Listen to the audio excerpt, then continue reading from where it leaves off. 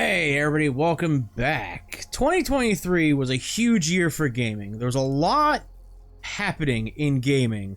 A lot good, some great, some questionably and terribly bad on one spectrum and just questionable on the other. Just, wait, Gollum was released, Kong Skull Island was released, and then the Days Gone, the day before, what the hell is that game even called? It doesn't exist anymore, right? The day before? That happened? Question mark? I don't even know at this point. I remember seeing some stuff about it, and then like, oh, it's releasing soon, delayed. Oh, it's releasing soon again, delayed. Oh, it's delayed again. And then like suddenly it's out, and then people are pissed, and then the next day it's pulled and the studio shut down. There's a whole cluster of what the fart is happening. So 2023 was full of a lot of stuff in gaming. We had stuff from that to the Microsoft Actibliz merger, Bobby Kotick being jettisoned out of a blimp, hopefully without a parachute. He got a golden parachute, that's the joke.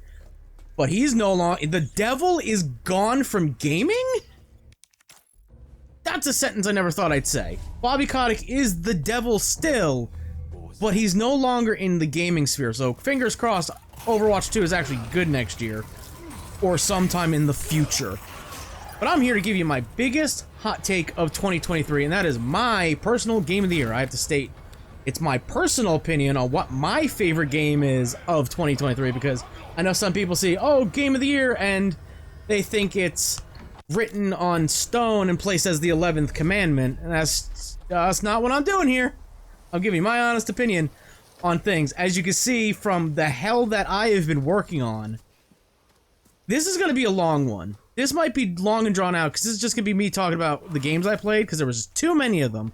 I couldn't put them in a single bracket, an 8 or 16 game bracket. Too many. I decided we're doing this round robin style. If you don't know what that is, it is again, the web of hell that you see before you. It is 4 different categories with multiple games in each. A round robin tournament is basically everybody goes against everybody. Winners get 3 points, ties get 1 point, losers get no points, and whoever has the most points at the end, they move on to the next round. Got it? I love round robin things because they add so much to whatever is happening. But we're gonna take a break from this because I got a pre-show, right? I'm stealing Jeff Keighley's job next year. We're doing a pre-show here. I'm gonna give my honorable mentions. So there's gonna be some random gameplay up. It's probably like one of the games of the year. You'll figure it out. You're seeing it right now. Oh my god, that blonde dude, Leon S. Kent? It is. It's probably that because I've been playing that game nonstop. We'll get to that one though. Honorable mentions first. Let's start with X-Defiant, the Call of Duty killer that it probably will be. I say that because that game had its free-to-play weekend, its open beta period. I played the hell out of it. I played a lot of it because it was good. It was fun. It was the best thing since Black Ops 4 in terms of first-person gameplay. Shooty bang. It was great. It was amazing, immaculate. Like, holy crap, I can't wait till it releases in a couple months. And then it got hit with delays. And then it got hit with more delays. And they were like, it's coming out to it before the end of the year, we promise. And then it hit with more delays. And now I'm just sitting here going like, is it gonna release? They say it's gonna release sometime within the next decade, I think. Hopefully it's sooner rather than later because it's really, really good. I think they said, last time I checked, they were still going through certification process for full release. They were fixing some bugs, they were adding some stuff that the community wanted. Oh my god. A first-person competitive shooter, arcade-style shooter, whatever you're gonna classify it as, a Call of Duty-like shooter that is actually listening to the community. Oh my god, I haven't experienced that since ever, and I was playing Call of Duty in Black Ops 1, and the FAMAS still haunts my dreams from that game. It took Treyarch 9 months. Basically, that game was on its deathbed before they nerfed the most broken gun in the game. And it was just like, nobody's playing this game anyway, so we might as well fix it. What?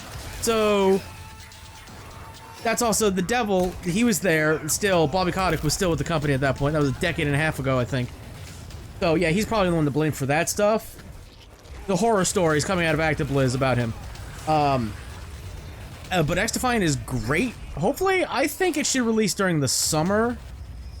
It's a free-to-play Call of Duty killer, clone, whatever you want to call it. It's a free-to-play Call of Duty, like Black Ops 4. Again, that's why I kind of dig it. The classes are great, and the stuff, it's great. It's a great game. But I think you release it in the summer when kids have off, everybody's kind of slowing down for the summer breaks, and that's when you'll see a spike in, like, millions of players playing XDefiant and being like, oh, yo, Call of Duty and Battlefield are on notice. This one's gonna be big. I hope it's great. It's kind of my big, most anticipated game of the year for 2024 is XDefiant. I think it's gonna be great. And if it is, you'll be seeing a lot of videos of it on this channel. Next up, something that you would have been seeing a lot of videos on the channel of if they changed one thing, and that is the finals. It's another case of, I played the open beta. It was great, except, you know, the terrible AI commentators, but everybody's spoken their piece on that. You could have just gave Matt Mercer a hot dog and a handshake and been like, hey, can you step in the booth for like 5-10 minutes and just say some stuff? Thanks. Probably would have been a lot cheaper just hire real people than, what, like probably millions of dollars on fake people that sound like crap. But I digress here. It was great. The gameplay's great. The game modes are great. Full release happened midway through the Game Awards. Like, oh, alright, cool, hell yeah, let's play it. And there's a key feature missing that I think free-to-play games need, and that is ways to earn in-game cosmetics via an in-game currency. Right? I'm always gonna point to Dead by Daylight having, like, kind of the best when it comes to that, and that's a pay. You gotta pay 30 bucks for that game, so it's not free-to-play, but it has a... It should be copied through games, right? Where you can buy a cosmetic or even a character that just released by paying real-world money, get it instantly, or you could grind for a few hours getting in-game currency and then unlock that cosmetic for free. You play to earn those cosmetics. That's a great model. I wish the finals had that because every bundle was like 15-20 bucks. And that makes me sad panda because I really want to support the game. I want to support the devs, right? If you just gave me a way to earn those cosmetics that I want, you give me a way to earn that Red Panda suit and the Kawaii suit and other stuff that's in the shop, then I would give you the $10 for your Battle Pass, because the Battle Pass looks pretty good. But I would spend money on your free-to-play game. That's how I work. If your free-to-play game is fun and enjoyable, I'll give you money. That's how that shit works, right? So I hope in the future they kind of do something like that where even have like your dailies and your weeklies give a small amount of in-game currency, whatever the hell they want to call it, final bucks, whatever the hell they want to call it, final doubloons, rupees, rubles, whatever the hell they want to go by. Like you complete one daily and you get like 25 rubles and like cosmetic costs like 1,000. You go, alright, that's a lot of grinding I gotta do. But you know what? The game is fun. I can grind out free currency while also grinding the Battle Pass. That's a win-win, because I'm playing your game and I'm giving you money. Just do that one thing and we could be cool. The last honorable mention might go down as the worst thing I played this year. And no, it's not on the web. High on Life's DLC, High on Knife. I was excited about that DLC. Because I loved High on Life. It was the best shooter. It was the best game to come out in 2022. It was like on the borderline of being 2023. I think it was like December 15th or 12th or something like that. It was midway through December, so if they pushed it back another 3 months, we would have been talking about it on this list.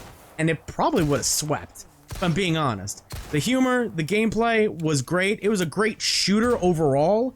Then you had Rick and Morty humor over top of it. And a fantastic storyline and shocks and twists and oh, it's a great game. So I was excited for High on Knife. And they showed the trailer show and I was like, oh, it's gonna be spooky. Hell yeah, it's released in October. It's gonna be a spooky fun ride. The only thing spooky about it is the number of buttholes that are in it. Like actual gaping prolapsed buttholes. What the fuck, Squanch Games? What did we do to you? Like, you got me to giggle and laugh once, and that was with the Cheers joke, after you climb into a giant's butthole. Why is the fascination with buttholes in High on Knife? Like, it's been like a year since I played High on Life, but was there a joke where Knifey just like cutting buttholes open? Take a shot every time I say butthole, because it's a lot, because there's a lot of them in High on Knife. I did I guess we'll call it a Let's Play. It wasn't a one-off, it was 2 episodes. It was 2 episodes, how long were they? I gotta do on-field research here. Because that DLC was like an hour and a half, an hour and 45 minutes. Yeah, it was about 2 hours and... yeah, about 2.5 hours. Part 1 was an hour and 12. And the video title is legit asking a question. Can I even show this on YouTube? I didn't know. Genuinely didn't know about that. And then the second episode's an hour and 16 minutes. Titled, Just Give Me High on Life 2. Because that's all I want now. I just want... you could have just said, hey, High on Life 2 is definitely happening. We don't know when it's going to come here. Or who it's going to come on. But it's coming. We're working on it. That's all you needed to do. That's all you needed to do. You could have said Trover 2 is happening as well. And I would have been just as happy. But, no, you gave me Butthole Simulator 5000. That sucked. That sucked. I understand, like, Justin Roiland had to be jettisoned into space for the accusations, and even when they were, like... I don't even know what the hell happened. He was, like, exonerated, acquitted. He was, like, deemed a free man. He was innocent, or whatever, and then he had already left Rick and Morty, Solar Opposites, and Squanch Games, and Rick and Morty bounced back spectacularly. Their best season in quite a while. Solar Opposites was better than the previous seasons, I'd say. And Squanch Games released High on Knife. That's the only one that didn't bounce back, really. But I understand you had to jettison him out in space, because then he started hawking NFTs in 2023, and it's like, bruh, NFTs died almost as soon as they were born. What are you doing, bruh? Bruh. Oh, man. Well, I understand that, but, like, Gene at the end's like, yeah, you could throw... if you're done with Knifey, you could throw him on the pile with the other guy, and the other guy is, like, who Justin Roiland played in the original game, and he was, like, an endearing character in that game. So you're not even, like, giving him a good write-off? It just sucked. It sucked. Hard way. Sucked a lot of buttholes. Good lord. You go in a butthole at one point to be, like, carried across the desert or something like that? It's... they took my gear. It's weird. It's weirder than the base game. But terrible. I don't know. I don't know. It's one of the worst things I played all year. That's the pre-show. Overly long pre-show? That was about, like, I don't know, 10, 12 minutes? Yeah. Basically the pre-show, but I didn't give you any game trailers, so... minus 5 stars? On to the main attraction now. Our web, as I'm gonna call it, our web of award. Our award web. Sure. I'm gonna start with mainstream horror. I was originally gonna have horror into one big group of 8 games. That's just too much work. Going, alright, Resident Evil 4 versus Dead Space. Alright, RE4 against Alan Wake 2. Alright, RE4 against Redfall. Alright, RE4 against Homebody. And it's like, there's just too much to match up and too many variables, right? So I split up between mainstream horror and indie horror. We're gonna start with mainstream horror. Right? Resident Evil 4, Dead Space, Alan Wake 2, and Redfall, as I just kind of said in my example of why it would be impossible. So, I don't have a segue, so it's just kind of there. Remember when I said there could be ties? Yeah, there's actually a tie in the first category. Redfall. Redfall lost everything. That was up there with worst game of the year. I was like, ah, man, that may be the worst thing I played. Because what I wanted out of it, I didn't get out of it. I wanted Borderlands, but with vampires, and the game was good. It was laggy in parts, it crashed, the story wasn't the best. You didn't even have cutscenes for most of it. It was just like a slideshow of like manga panels or like graphic novel panels. It was bad. It was bad, and it was a lot of like, oh, there's a rarity system to the guns, but it didn't fucking matter. Right? I don't remember anything from that game. It was just kind of the same shtick. The one area was cool. The doctor's area. I remember that being cool. That's about it. So that lost to everything. That was like the easiest thing in this entire chaos that I created. It's like, oh, every game gets a 3 against Redfall because, boy, Redfall was bad. Or at least, at the very least, worse than everything on this list. So that was it. But Resident Evil 4 Remake against the Dead Space Remake. This is a tie because they did the same thing, right? They remade a classic game that I loved when I was adolescent. I believe Resident Evil 4 originally came out in 2004. Dead Space, I gotta do my I should have pre-prepped. But I didn't know what I was gonna say, so I didn't. Yeah, I know Glenn Schofield's a part of here. Oh, I would have put, the Callisto Protocol DLC on here, but I haven't gotten around to that because, Callisto Protocol is good. It's not that good. 2008, apparently. Apparently, Dead Space came out 2008. RE4 came out, 2005. It's kind of, Dead Space is kind of commonly referred to as what Resident Evil 5 should have been. In terms of like, oh, this is action-oriented, but also really scary. Like RE4 originally was. But they're both remakes of those classic games from my adolescence and my teenage years. What kind of kickstarted my horror craze with those was Resident Evil 4 and Dead Space and BioShock. Waiting on that BioShock game that's rumored to be happening, whether it's a remake or BioShock 5 or 4. How many we got? We got 1, 2, and Infinite. So yeah, probably 4. Any new BioShock game could be great. But, they took both of those classic games that I loved and remade them from the ground up, new engines, all new stuff. They played the same as what I remember. They have 90% of it is stuff that's just remade one-to-one, but the other 10% is stuff they changed. Dead Space added a subplot for Nicole that gave her more depth and more character. And by that, I mean they did give her depth and character, because she had none in the original game. Dead Space 2 is where she shines, where she gets a lot of that, like, backstory and, like, a lot of taunting of Isaac, and he goes through some stuff. Dead Space Remake gave her character and depth that wasn't shown. They gave us a subplot of, the doctor. He was, like, the head doctor, I believe, but he turned out to be a zealot and a secret, unitologist. That was fun. A lot of fun stuff. Resident Evil 4 basically does the same thing as Resident Evil 4 original, but they change some stuff around and they add stuff to where I went, you know what? That's better than the original, right? Spoilers! Good? You good here for Resident Evil 4? The game's been out for like 8 months, 7 months. If you were interested in it, you would have played it already, right? The footage you're watching right now is probably me going through, like, trying to speedrun hardcore mode for that S+ rank in prep for the massive undertaking I'm about to do with the Resident Evil series and getting every achievement in the games from starting from RE7 onto what we have now, the newer ones, basically. The rebirth, or the undeadening, the zombification of Resident Evil, right? Which coincidentally only 2 of them have, like, zombies in it. Huh. But, Luis's death in the original was like, oh, he's in, like, the room, where, like, you have to free Ashley and defend Ashley. She's, like, bolted down to a table or a wall or something like that.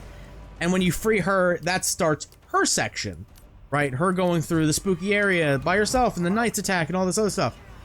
And Luis gets killed by, Lord Sadler. And they kind of did nothing for Lord Sadler. He's already main villain. We already hate him. So what are you doing with him?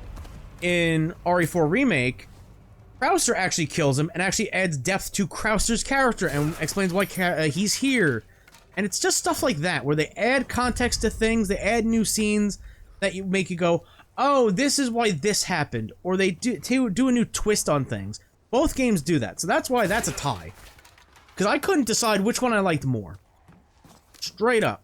Right? I've done one playthrough of Dead Space Remake. I plan on doing another one, going for the alternate ending, or the extended ending, whatever the hell it may be called, but I've done like 3 or 4 playthroughs of RE4 Make. Both are great games. Both are great games. If you're interested in either one of them, do it. Go play it. They're both great games. Resident Evil 4 versus Alan Wake 2, on the other hand, is a fucking bloodbath. Because Alan Wake 2 is actually new and original, and I had a blast playing it. It was a lot of fun. It was just great. Just a great game. Right? I don't care how good Baldur's Gate 2 is. Alan Wake 2 should have won Jeff Keighley's Game of the Year. Right? It should have won based off of Poets of the Fall / Old Gods of Asgard doing an entire 5-album LP, which I'll talk about in the music that I listened to in 2023 video, whatever the hell that's gonna be called. Like, it's just so good. It's just a great game. It's a perfect game. So that beats RE4. Also beats Dead Space. Also beats Redfall, because something was gonna beat Deadfall. So, Alan Wake 2 sweeps the mainstream horror category. Up next, indie horror, Homebody. Homebody was another perfect game this year. Small indie game made by Jory Griffiths of the Game Grumps. I didn't know such a good boy could make such a terrifying throwback to survival horror classics like Resident Evil 1 and Silent Hill 2. And Silent Hill 2 is one of my favorite horror games of all time. And when I can compare a modern game in 2023 to that, speaks volumes. Homebody is special. It's a great game. And I know you could be like, oh, you're just biased because you're a mark for the Game Grumps. Like, yeah, I'll admit it. The Game Grumps, along with Markiplier, are the influences on this channel. Why I started making YouTube videos. I went, holy crap, you can do that? You can share your love with video games with a lot of people? That's awesome. That's why I'm doing this. And it's fun still. Just straight up. So, Homebody sweeping the categories kind of speaks volumes, but kind of doesn't, right? There was almost another tie here with the game that it went up against first in Dredge. Dredge was a game that came out of friggin' nowhere. It's a fishing game. And that's all I thought it was. I didn't see anything, I just saw Dredge, I saw the cover, I was like, oh, it's a fishing game. It's a fishing simulator. That's what it said on the game page. And then people were talking about like, oh yeah, it's great. Wait till you get to the eldritch horrors that wait in that game. And I went, huh? What do you mean it's a spooky, scary horror game? It is! It's a fantastic horror game. It's fantastic. I loved it. It's a 10 out of 10, much like Homebody. Homebody takes the win there just because of the puzzles and, like, the story driving it. Dredge had a story, but it was very mired in you have to pick up on the pieces, and then it gets revealed at the end, which I guess is also a throwback to survival horror games like Silent Hill 2. Like, Dredge was great. I had a fun time with it. I haven't played the DLC, but apparently it's, like, depressingly short. In terms of, like, every review I saw, I was like, yeah, it's great. And then just suddenly ends. And you're left with going, huh? Wait, why? So, I'm a little hesitant on playing that DLC.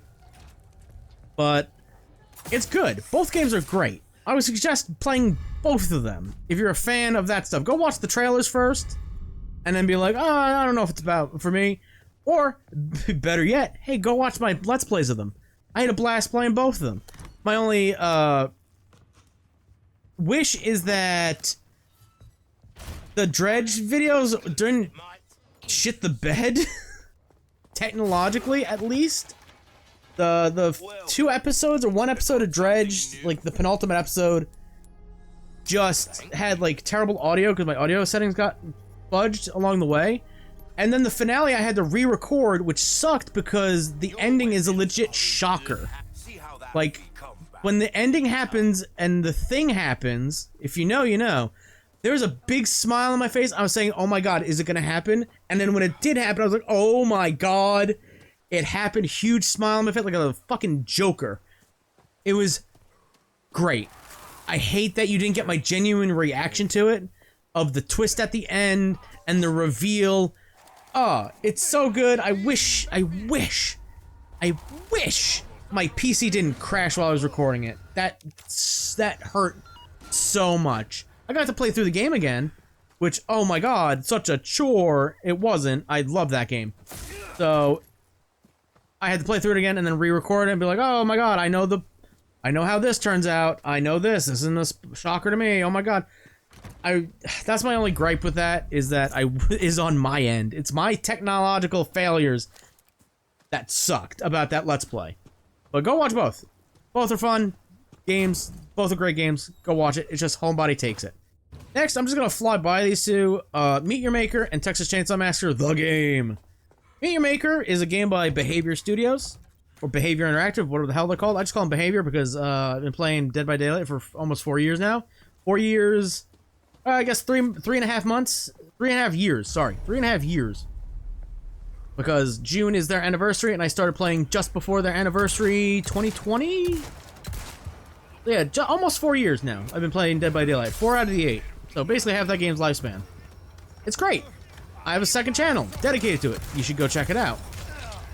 So I was expecting the same gameplay loop as Dead by Daylight, where you load into a match against another person, and you play it, and whether you win or you lose, you gain in-game currency, and you use that to level up characters ad infinitum, or infinity. Meet Your Maker is not that. Meet Your Maker is, you load into a player-made map. It's basically horror version of Mario Maker. You load into a map. It depends on what sadistic asshole made that map. It could be either a fun map, or you play it once, you look at it and go, I get it, and you DC. You disconnect from that map and move on to the next one. It's a dice roll either way. It's a 50-50, and more times than not, it's 90-10 for the asshole psychopath that made a death trap that's not fun to play.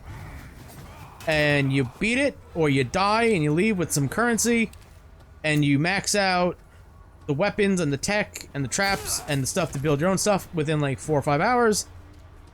And that's the gameplay loop.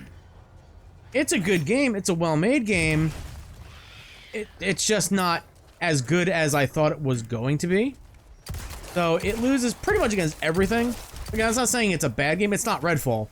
God, no, it's not Redfall. It's not high on life either. If it had more buttholes, then it would be high on knife. But it's nowhere near those games. Meet Your Maker was actually fun at a point.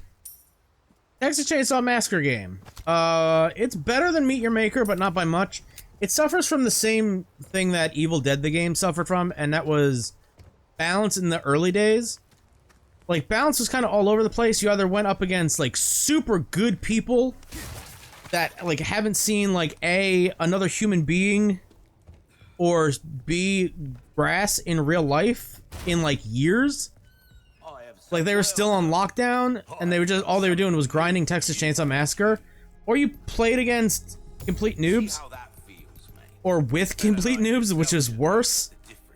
So the game was very up and down in terms of, like, fun. It just kind of sucked at points, and when it was good, it was pretty good. When it was bad, it was really bad. And then, that's if you got into a match, because you had to have a guaranteed Bubba, a Leatherface. Yeah, I'm gonna call him Bubba, Wes. I know Wes Keltner really hates when people call Leatherface in their game Bubba, because that's not canon in the first movie. Bubba Sawyer and the Sawyer family in general only exist in the second movie. Both are good, and they're the only ones that exist. Don't Google it. But because their game is only based off of that one, he's very, very standoffish about, like, don't call him Bubba. He's just Leatherface. And they're not the Sawyers, they're the Slaughters.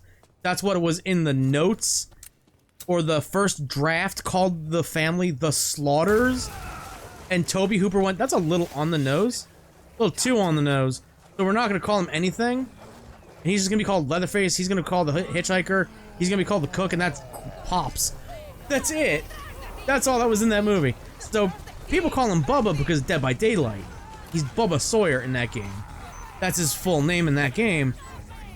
So he gets really, really standoffish when people call him Bubba. I'm gonna call him Bubba, because again, I've been playing Dead by Daylight for 4 years almost. He's Bubba to me, god damn it. But you needed a Bubba. Every match needed a Bubba, and some people didn't want to play Bubba because Bubba, depending on who you were, sucked, or he was just okay. But Bubba was needed because their maps included breakables that only Bubba can break, and if you don't have a Bubba, which again I think the game doesn't need anymore, the victims can just crawl through those areas, and the other family members have no way of catching up. That's like if Dead by Daylight had the survivor drop the pallet, and the killer couldn't kick that god pallet. Like, if you're running around Shack, and you drop the pallet against the killer can't kick that pallet, so it's literally, you have to walk all the way the fuck around, and by that time, the survivor's long gone, and you lost. Congrats.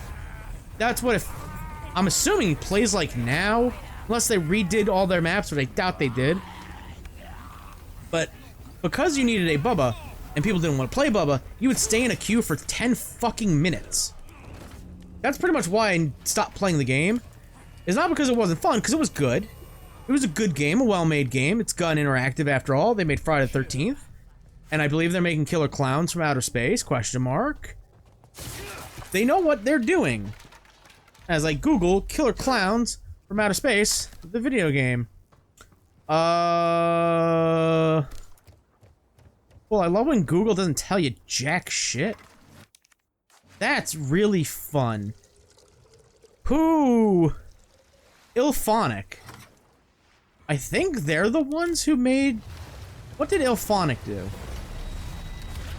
Hello, Ilphonic? Oh, they made Predator Hunting Ground, as well as the Ghostbusters game? Ghostbusters Spirits Unleashed, that's that ASIN. Yeah, okay. Hopes for Killer Clowns from Outer Space game being good, go drastic, go down. Whoops. But Gun Interactive, they make good games. So it played good, and it was good for a short time, but 10-minute queue times, they didn't know how to do queue systems, right? It was like, if you got into a lobby, the timer was set at like 5 minutes. So if nobody picked or readied up, if nobody hit go, you sat there for 5 minutes. In Dead by Daylight, if you have 3 survivors and 1 killer, the timer doesn't start. As soon as the lobby is full, though, it's a minute countdown. It's 60 seconds. You better get your shit ready in 60 seconds or you're fucked. They just didn't think that was a good idea for TCM. You could have had it start at 2 minutes, which I think they dropped it down to 3, maybe. I haven't been keeping up with the game, obviously. But it was just like, that's why I stopped, because it was just too long. You played victim and you died within 30 seconds, you were back to another 10-minute queue. It just felt bad. It felt bad to stay in a lobby. It just wasn't good in that terms. So for indie horror, Homebody wins. Fighting games, I only played 3 of them this year, and yeah, it's a tie. So this will complicate things going forward. Don't worry, your pretty little heads. It will. Mortal Kombat 1, Naruto Storm's Connections, and Street Fighter 6. These are, I'm basing this off of the story, not the gameplay, because Street Fighter 6 and MK1 being 2.5D fighters, they don't play the same. Like, one's more complex than the other one, and Ninja Storm Connections is a 3D arena fighter. 3 very different playstyles, so I can't really compare them gameplay-wise, but they all got story modes, extensive story modes. And that's pretty much what I can base it on. I didn't hate Street Fighter 6's story mode. That's not why it lost everything. It was just alright compared to the other ones, right? It was just alright. Things in it were a little obvious, like, oh my god, who's that box guy? Who's the box-headed man that's beating everybody's ass? Oh, it's him. I called it from like 5 hours ago. I wonder who the main villain is. Is it the dude in the pimp coat with the pimp cane and pimp hat? Yeah? Oh, okay. So it is that? Cool. And then there's like the subplot of like political stuff, which I dug. It was interesting for a freaking Street Fighter game to do a story mode like this. I'm not saying it's bad, right? I enjoyed it, but it wasn't as good as the other ones. MK1, I was excited for because it had to be good. It's basically a hard reboot of the franchise after MK11's DLC. And it paid off. I enjoyed it. I know some people were like, whoa, why did blah, blah, blah. I know I'm not gonna sit here and criticize Megan Fox's acting, because you don't criticize the actor for acting bad. That's on the director for not giving directions. The director's not doing their job if they only have, like, say, Ronda Rousey or Megan Fox in the booth for 20 minutes, and that's all they have of them. They're just saying, hey, read these lines. Okay, if they had them for longer times, like an actual voice actor, they would have been able to go, okay, say these lines. Now give it this inflection. Now say it like this. Now say it like that.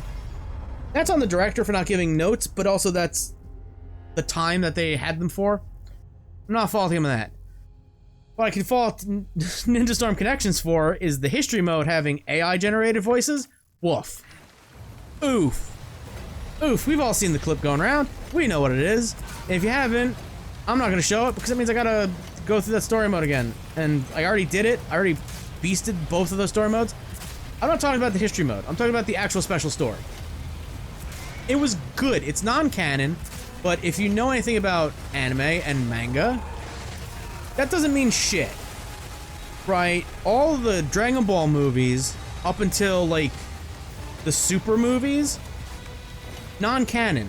Unless Toriyama liked your story so much, he made the Bardock movie canon by writing a manga about it. So anything could be canon, right? Kishimoto could be like, you know what? We'll just say that the special story in Storm Connections took place between the time skip from the end of Boruto to the start of Two Blue Vortex. It could easily become canon. And it was a good story. I liked it. I liked it quite a bit.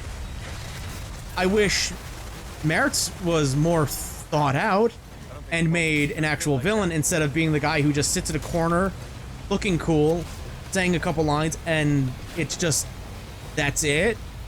Tegase, not Tegase, was Tegase his name? I think? No, Katasuke is the scientist guy who's actually canon. Yeah. It's Tegase. Tegase was more the main villain than anything else. It's a good story. I liked it. I liked both MK1 and Storm Connections, so they get a tie. That's the best way I can describe it. If I'm gonna go with, like, gameplay, then MK1 wins, but that's being an MK stan. Like, I prefer Mortal Kombat over, like, Tekken or Street Fighter 6 because it's easy to play. Fireball back, fireball forward, plus a button is something on every single character in this franchise's history. Oh, cool, I don't have to do a Z pattern on my D-pad to do a simple move? Okay, cool. That's a game. That's a win for me. Action / other. This is like kind of the miscellaneous category, where like, oh, I played 3 games that aren't alike. They're quite different. Where'd you go? I need to put them somewhere there. They're not a fighting game. They're not horror games. So I need to put them somewhere, and I'm not gonna make separate categories just for them. Jedi Survivor wins. It's up against Starfield and My Hero Ultra Rumble. There's one thing I might switch my opinion on, but then it doesn't really matter because Jedi Survivor still beats both Starfield and Ultra Rumble. Right, Jedi Survivor was a highly anticipated game coming out this year, the sequel to one of the best games when it came out, Jedi Fallen Order. It's just great. It proves that Respawn know what they're doing still, and it's not just like, oh, we're doing cash grab shit in Apex Legends because the EA guys hate us and we have to prove our loyalty somehow, and we're definitely not buying out our contract and going freelance. Because that's just not going to work. So, I like Jedi Survivor because, one, it's good Star Wars. It's great Star Wars, even. And it had shocking twist at the end, and it was just great. It felt great to play. The customization options, the worlds, the world building. Like, the world was already built to live in, even before Fallen Order, but they built on that with Fallen Order, and they even built on it further with Survivor. I can't wait for the third game, the inevitable third game, because there has to be one, because we're wrapping up a trilogy here. Like, if Disney was just like, yo, those 2 games are canon, they happened, and you want to bring in Patrick Monahan as Cal Kestis? Do it. Do it, you cowards. I dare you. Do it. You're not making money from Steamboat Will anymore. Yeah, Steamboat Will Steamboat William anymore. Steam Train Billiam anymore. Bring a Cal Kestis into live action, you'll make billions. You'll make Steamboat Williams billions of dollars. What the hell am I saying anymore? Jedi Survivor wins. The one thing I would maybe think about switching is Ultra Rumble losing to Starfield. The thing is, Starfield wins that because the gacha system in Ultra Rumble sucks. It's just kind of, it's kind of almost the same thing I had a problem with the finals. But it's a good game. It's a good game. I like that I'm seeing my hero characters in a different game that's not a fighting game. But it's still action-oriented. I dig that. Starfield's a Bethesda RPG down to the T. That's kind of why it doesn't beat Jedi Survivor. Because it's just Skyrim in space.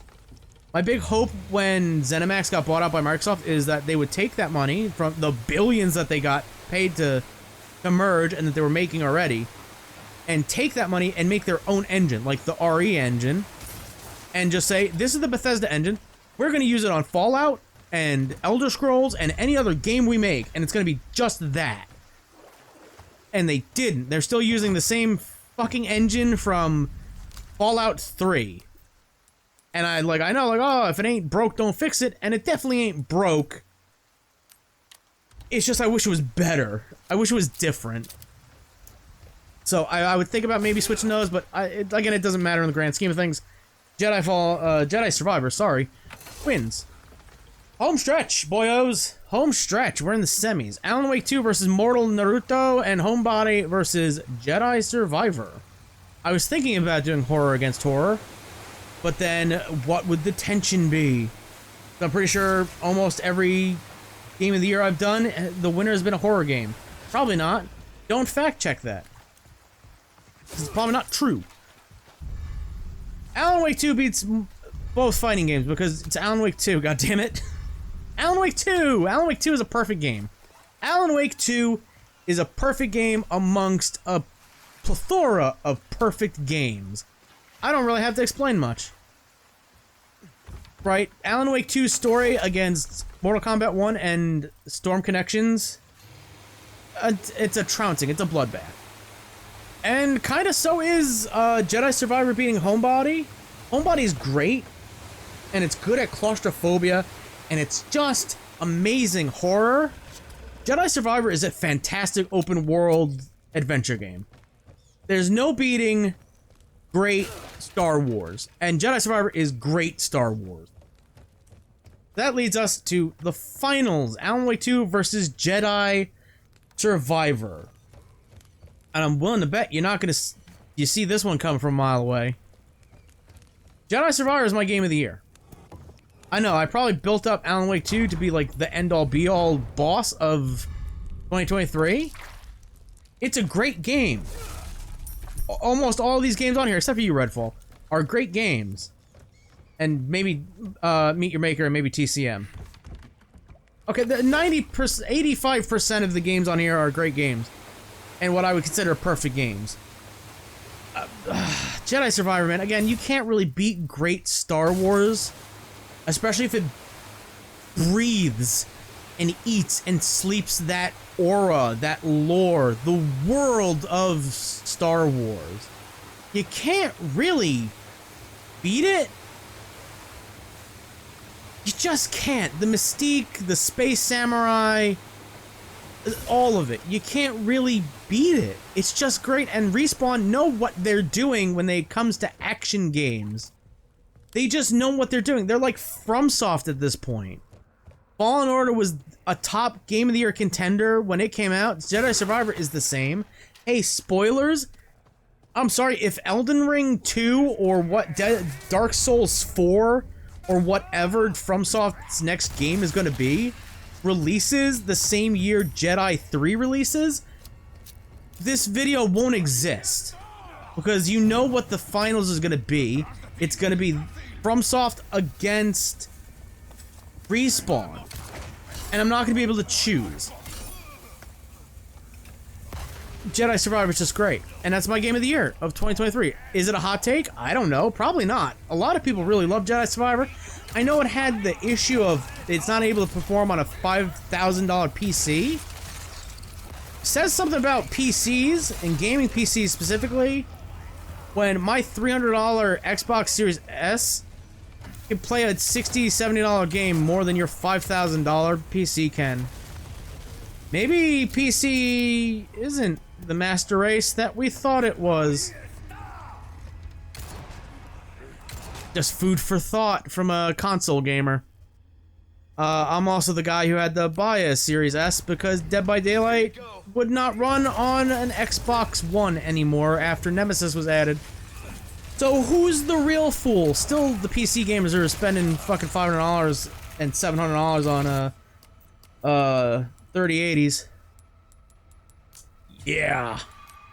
Yeah. If I had the money to upgrade my PC to a gaming PC, I probably would. So there's that. More food for thought. But I still love consoles. Because it's guaranteed to run the things I want to play. So yeah. Only if the devs actually make it so that way, unlike Respawn, who doesn't give a shit about... We're not talking about bad games that I played this year. Because if it was, this would be an hour-long rant about Overwatch 2 still being shit, with glimmers of hope now that the devil is gone.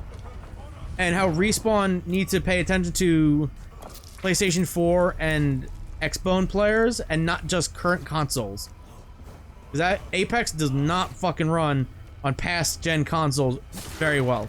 Which sucks because, hey, Apex Legends was first released on those consoles.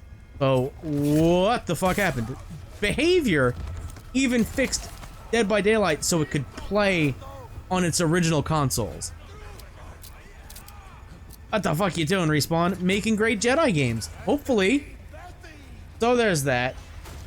Let's hope the next one doesn't, get canceled like Titanfall 3 apparently did. Fuck you, EA. Suck it. Somebody should buy you out. So... more food for thought. Remember when people were like, Capcom's getting ready to be bought out? And then they flopped their huge penis on the table and said, Monster Hunter Rise, Resident Evil 7, DMC 5. Do you want to sell out now? Suck it. That was a fun time. That was a really interesting time. Like, oh man, Capcom might be bought out by PlayStation. That's gonna suck, but you know, they haven't released anything good. Oh shit, new Resident Evil. Oh shit, new DMC 5. What the fuck? Hell yeah. Pull my devil trigger, baby. I'm losing my mind. I'm losing my mind. This OBS is saying 55 minutes of recording. A lot of shit's getting cut out. A lot of the ranting, but most of it's staying in, so it's probably a 45-minute video. I've also tried recording this video 2 other times, ranting for about 45 minutes each. So I've been trying to record this video for 3 hours. I have lost my marbles. This is the one that's getting uploaded because I think it's good. So, for now, I want to thank you all for watching. What is your personal game of the year? Doesn't matter what Jeff Keighley said, doesn't matter what the fans said. If you like Baldur's Gate 3, fantastic. That's cool. I haven't played it because, again, there's just too much shit. I haven't played Amnesia the Bunker yet. And that's on Game Pass. I don't have time to play an 80-hour RPG. So I had all these games to play. So if you like Baldur's Gate 3, that's probably great. That's cool. I don't have enough time to complete Starfield. So I definitely don't have time to play Baldur's Gate 3. So I'm not doubting it's a great game. It's just I hate seeing that fucking vampire dude on my fucking timeline. Yeah, like that, cringe. Everybody thirsting after that dude. Like, really? Again? We gotta do this shit again. Like, great. Alright, fine. Whatever. Everybody make a fan art and sexy pictures. Like, I don't need to see this dude. I don't care. I just don't care. Where's sexy Isaac Clarke? Huh? Huh? Where's sexy Redfall characters? Where's that? Huh? Where's R34 of Meet Your Maker? Huh? Where's my sexy boat pics from Dredge? I don't want to see Asterion? Whatever the hell his name is. I want to see him. Show me a sexified version of the Ishimura. The planet cracker, huh? Maybe that crack your planet. Let me know. I'm off the rails. Let me know what your personal game of the year from 2023 is. There's some contenders looking pretty good for 2024. Again, if you watch the status report, I don't know what the hell's coming out. I haven't been keeping track, so I'm just gaslighting you at this point. For now, I want to thank you all for watching. If you enjoyed this episode, super kick that like button. Check out my channel for more videos I've done, actual gameplay. I did Let's Plays of everything on here except for My Hero Ultra Rumble.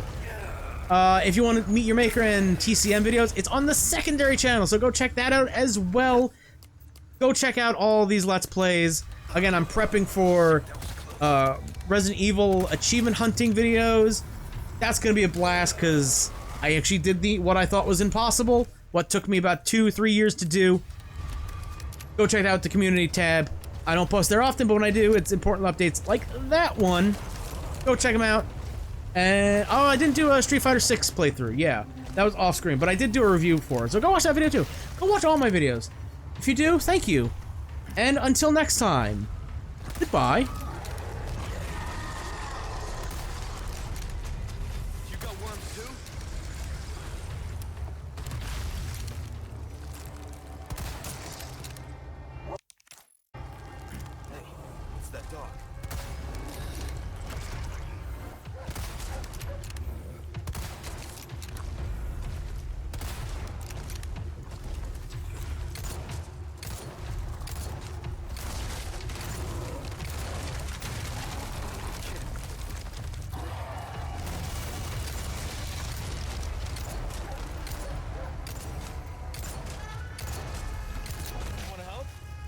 I could use it.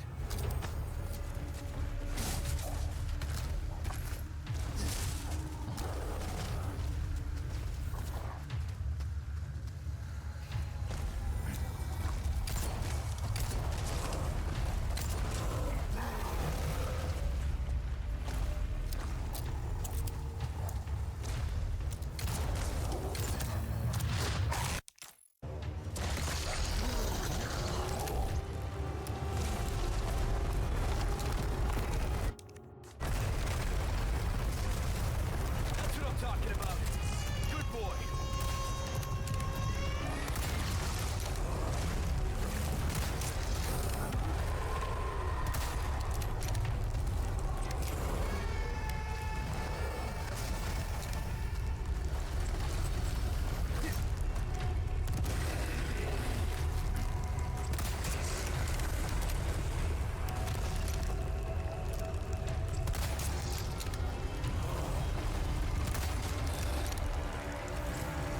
Present for you. God damn. Just a pancake. Okay. Let's get to that church.